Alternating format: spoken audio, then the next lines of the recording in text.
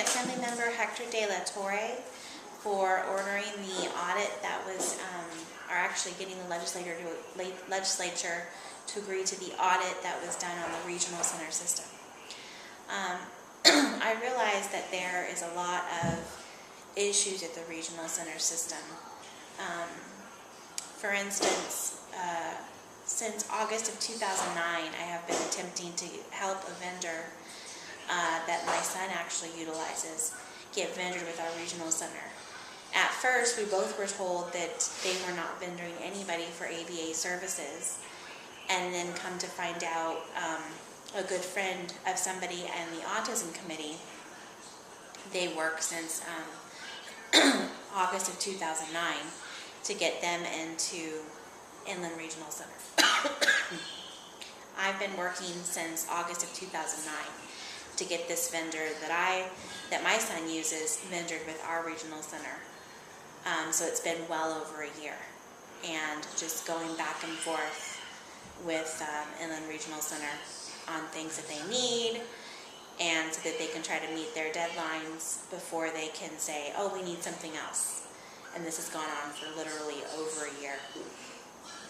So I've definitely seen that they have some favorites in terms of vendors that they like and vendors that they might not like. The vendor that my son sees only uses highly qualified personnel. All of them are interns or clinically licensed, and interns mean that they're licensed, but they need to take their final test, and they're doing their clinical hours to be licensed. Marriage and family therapists, most of them. In addition, something that's kind of unique to Inland Regional Center is the Autism Committee.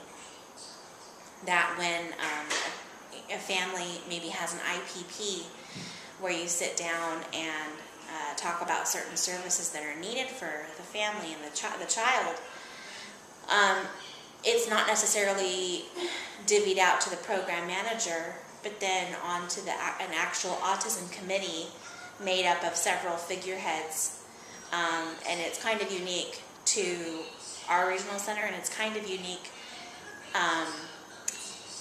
to that diagnosis, because there is no other diagnosis that I know of, that they have a special committee at a regional center to make or break decisions about children. Another issue that has cropped up is, well, at least in my area, in the Inland Regional Center area, has been co-pays and deductibles. Other regional centers, this has not been a problem.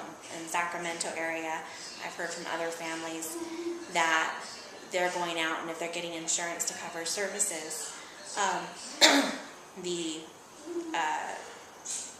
regional center has no problem picking up the copay or the deductible, helping the family out in some way.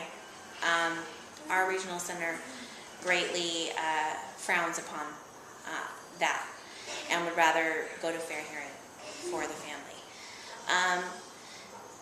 The audit that was ordered was a great first step, and I want to commend you on getting that going. I think there's still a lot of work to do, and it just scratched the surface at a really bigger and a pervasive problem that exists. It scratched the surface on some of the issues, more so on the side of the actual vendors, and as far as retaliation with employees and favoritism with vendors, and but it didn't really get to more so the heart of the issues with the consumers and their families.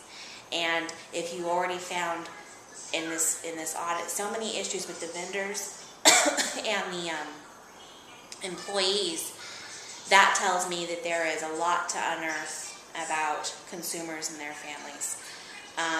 And that's why I say I thank you for this first step.